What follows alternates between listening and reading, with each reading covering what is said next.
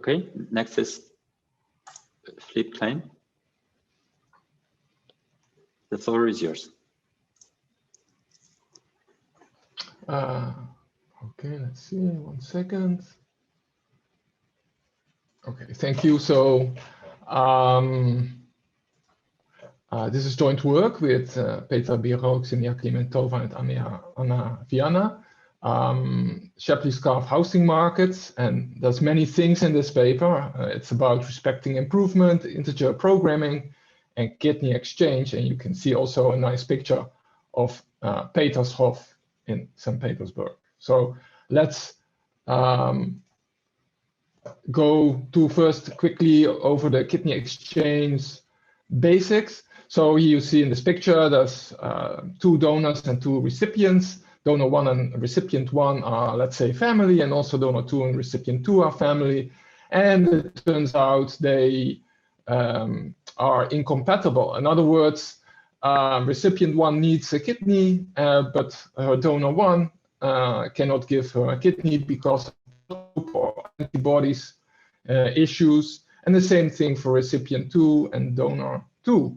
Now, until, well, I'm not sure when exactly, but in the past, deceased donors were mainly used. But nowadays, also live donors are used for kidney transplantations. So in this case, what we could try to do is give the kidney of donor 1 to recipient 2, and the kidney of donor 2 to recipient 1. So this is a very simple example of kidney exchange, what we could do. More generally, of course, instead of having the pairwise exchange of the previous slide, we could have 3-way exchanges or even larger, or altruistic change. Okay, so these are just some examples. Now, since there's not much time, I just want to show you this slide with some references so that you see that I do not ignore the literature. So there's 3 key papers that started this literature, I would say. And then at the bottom, you see this paper by Ashlagi and Roth, which is a recent overview, review, or let's say a perspective on future research. Okay, so also very shortly about the kidney exchange programs in Europe. So you see in this map here, there's some countries that have this centralized organization of kidney exchanges, the Netherlands, the UK, and also Spain. And then there's some other countries that have smaller programs, and some other countries are just starting up. Okay, so there's several kidney exchange programs in Europe. And there's also, of course, differences between these programs. So here you can see some of the differences. And maybe one of the things that I want to point out here, or maybe an interesting thing, is this row here: multiple donors register for 1 patient. In some program, it's possible to take more than 1 of your family members, let's say, or to friends to register as a possible donor so that you can get, hopefully, a kidney. Okay, so in some countries it's possible, in some others it's not. There are, of course, also other differences. And one other important thing, of course, is so this is just more about, okay, how the registration takes place, what kind of change are possible, and so on and so forth. This slide here is about the actual match. So once it's decided, okay, today is the day, we are trying to find a good match of kidneys to patients. There are different things one can give priority to. So as you can see here, most countries focus on the maximal size of the solution. So the maximal, we want to find the maximal number of patients that are helped. But then there are also other issues in blue, which focus more on quality. So this HLA is about the antibodies. So maybe we want to minimize the number of possible antibody problems or treatments for the patient that receives the kidney. Okay, so there's a trade-off between size and quality. And let me show you a very sterilized, very simple example that maybe sometimes using the maximal size solution may not be a very good idea. Okay, so very stylized example. So here you see 4 nodes. Each node represents a patient-donor pair, and there's a directed edge from a patient to a donor. Then, you know, that represents compatibility. So for instance, 3 points at 1, so which means that the patient here in this node finds the donor in node 1 acceptable, or it's compatible. And then there are different intensities of preferences, or maybe different intensities of compatibilities. So 3 points to 1, so kidney 1 is compatible, but 3 also points to 4, so 4 is another acceptable, compatible kidney, but 1 is a better match, maybe because of antibodies or whatever issue. So there can be different intensities. Okay, so now if we use the maximal size solution for this stylized example, of course, it's a no-brainer. You immediately see what we should do. We should implement the 3-cycle 1, 2, 3. So patient 1 gets kidney 2, patient 2 gets kidney 3, and patient 3 gets kidney 1. Okay, and we cannot help patient 4, unfortunately. Okay, so this would be the solution in this case. Now imagine the following. Patient 3 succeeds in convincing a family member to join the kidney exchange program, to sign up, to register. In other words, patient 3 offers more possible donors to the kidney exchange program. And now let's imagine that this second donor turns out to be compatible for patient 4. So then we have this discontinuous edge from 4 to 3, right? So in this case, if we apply the maximal size solution, the only way to the maximal size, the only way to get it is to use the 2 cycles 1, 2, and 3, 4. Okay, so that sounds great because now we can help 4 patients, but in reality, patient 3 now receives kidney 4, which is strictly worse than the kidney she received initially, which was kidney 1. Okay, so you see, this is what we mean by not respecting improvement. Patient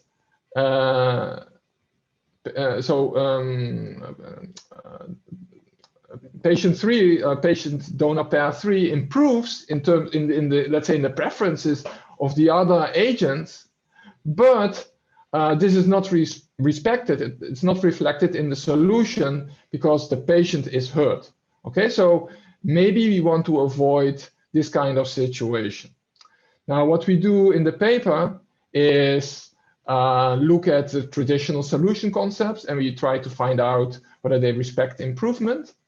And we do this by using the Shapley-Scarf housing markets. And there's 3 things that we do in the paper. We have a theoretical analysis with positive results, as well as counterexamples and some open questions. And then as a second item, we provide new compact integer programming formulations, which help for the third item, which are the simulations. So there's many things we do in the paper, but time is limited, and I will only talk about the first part. So if you're interested in the integer programming formulations or the simulations, then unfortunately, I have to refer you to the working paper, which is available online. Okay, so let's go quickly to the housing markets that I announced.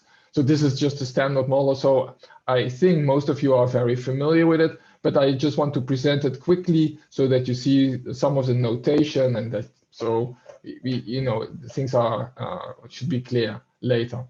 So N is the set of agents. An agent in the kidney exchange framework would be a patient-donor pair. Each agent has one object, which of course is the kidney, the donor. And then there's a profile of complete transitive preferences of the object. And we have this PI, just a notation for the strict relation induced by RI. And then the goal is to find an allocation or a matching or a solution, which is simply a one-to-one reassignment of the objects to the agents. And the object or the kidney that you received is what we call your allotment. Okay, so as I mentioned before, we focus on the traditional solution concept for housing markets, and we try to find out whether they respect improvement.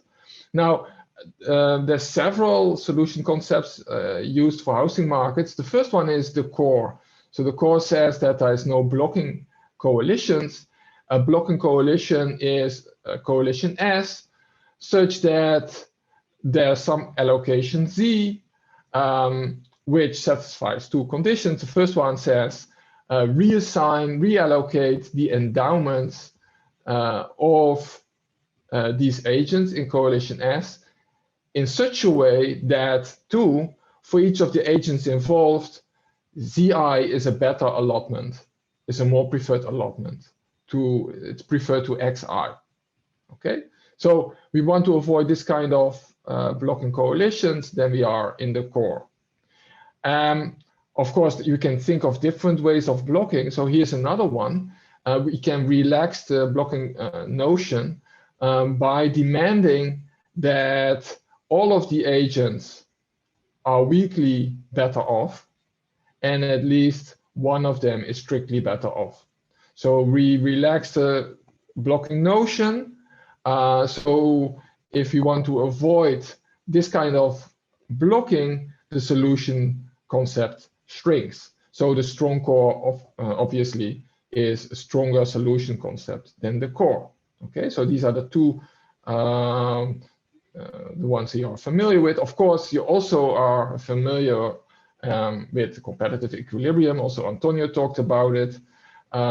So maybe it's not a very good idea to talk too much about this definition, but maybe the interesting part here is to point out that interestingly, these competitive allocations can also be phrased, can be equivalently defined as a third type of core. So this was shown by Wacko. He showed that the set of competitive allocation is exactly the set of allocations for which there is no antisymmetric weak blocking. So the only thing that changes with respect to the previous weak blocking is this condition 2 here. It says for each agent I in the blocking coalition, either you get the same thing as before, and so ZI equals XI, or I improve strictly. So in other words, it's not possible that you get a different allotment for which you're indifferent. So if either you get the same thing or you strictly improve, otherwise you do not want to go into the hassle of participating in the blocking coalition. Okay, so 3 cores. Now, as you can imagine, because of the nestedness of the blocking notions, we have these set inclusions. Strong core is the strongest and the core is the weakest. And here we have a nice example so that you can see the inclusions can be strict. So an important notion to calculate these cores is the TTC algorithm. You're familiar with it. Let me just point out that any competitive allocation can be obtained by the TTC algorithm, and anything that is produced by the TTC algorithm is competitive. Okay, so independently whether preferences are weak or strict, TTC is a wonderful tool to find competitive allocations. Now, for strict preferences, in fact, there's a unique competitive allocation, and it coincides with the unique strong core allocation. For weak preferences, the strong core allocation can be found efficiently if there exists one, but the strong core can be empty. Okay, so we make a distinction between these two settings, strict and weak preferences. And now, since I've introduced the solution concept, let's go to the key concept of this paper, which is respecting improvement. So what is an improvement? So imagine we have two preference profiles, R and R tilde, and some agent I. We say that R tilde is an improvement for agent I with respect to R if three conditions hold. First of all, the preferences of R do not change. And for the other agents, for any other agent, they only can push up object I in their preference list. Okay, so let's see. So as I said, I's preferences do not change. And for any other agent J, if J is indifferent between I and some other object K, then under R tilde, this object I should be again weakly better, could be indifferent or strictly better than K. If I was strictly better than K, then again, I is strictly better than K. And for any other objects for this agent J, so any K and L that are different from I, preferences do not change. Okay, so this is what we call an improvement. Simply think of it pushing it up in the preference list. Here's an example. Okay, so one appears here in a second tier of agent 5 preferences. And then the improvement, if we move to the tilde profile, the only thing that changes is 5 pushes up 1, and now 1 appears in the first tier of his preferences. Okay, so this is simply an what we call improvement. What we want is that improvements are respected by the solution concept. Okay, so this is the first result. So let's focus on the unique competitive allocation. So when preferences are strict or unique strong core allocation, then what we find, so what we call full respecting improvement, is that agent I, so if we use this solution concept, agent I is not hurt. So agent I can only get better off, strictly or weakly. Okay, so this is the first result. Now, okay, this is the proof. And, there's no time, just nice pictures. You can see we use the structure of the cycles in the TTC algorithm to show our result. More interestingly, maybe for this presentation is, okay, what happens when preferences are weak? Well, if preferences are weak, the straw core can be empty, but the set of competitive allocation is non-empty. However, it can contain multiple allocations, so we have to make setwise comparisons if we focus on the set of competitive allocation. So let's call an allotment best if it's an object that the agent weakly most prefers among all objects in a particular set X. Okay, so and similarly, first allotment is defined.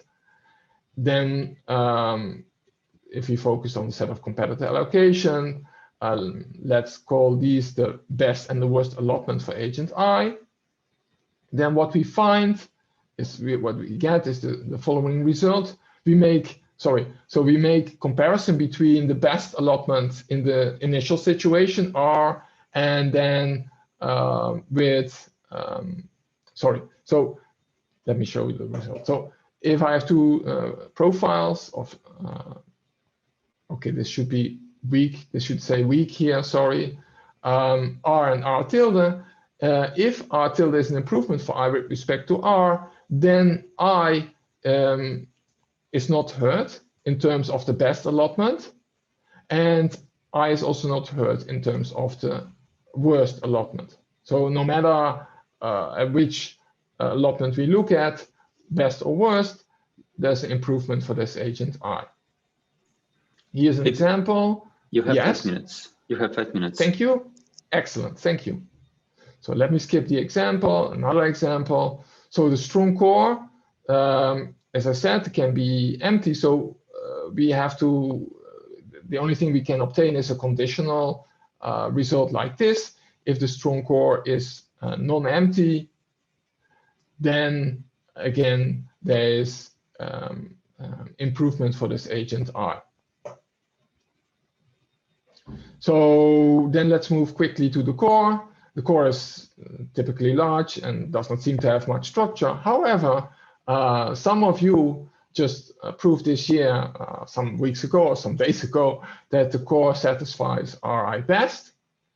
And there's only an open question here, does the core satisfy RI worst? So if you look at the worst allotments, what can we say? Is it respected or not? Now, I've been talking about unbounded exchange, but probably for the kidney exchange programs, the more interesting thing is to look at bounded exchange. So one important instance, of course, is the pairwise exchange. Now, since we have these simple formulations of the core and also the WACO core, we can easily implement or adjust the cores to this setting of bounded exchange. And what we find is, okay, so I have to be very quick. So for strict preferences, all the concepts coincide. So that's beautiful. On the other hand, as we know, the core can be empty. And for weak preferences, things are more complicated.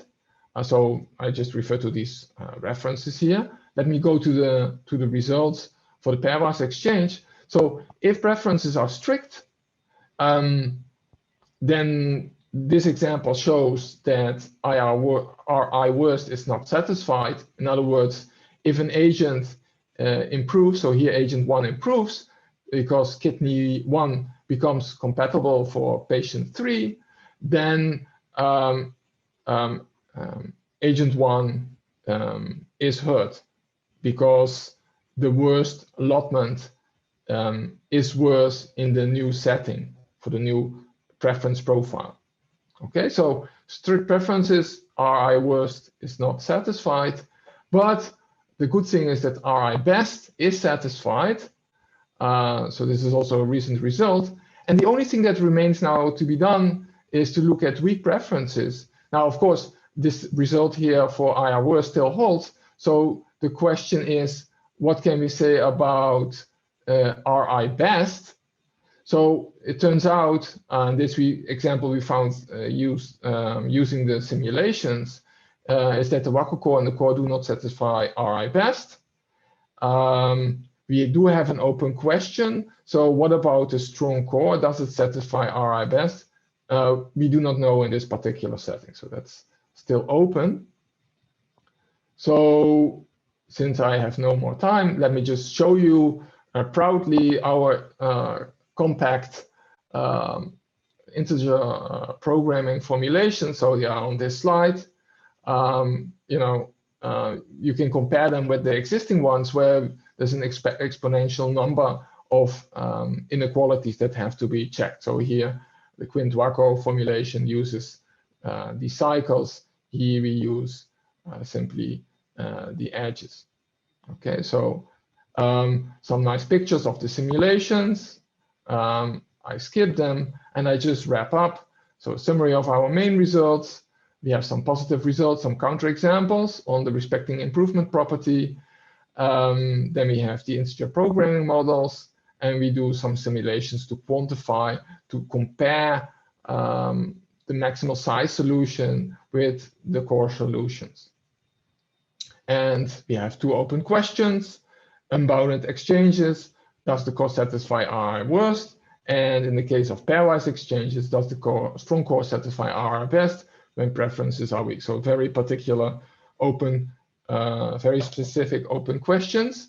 So this is the summary of the main results. Now let me show you some other nice picture. I hope to see you all next year in Barcelona.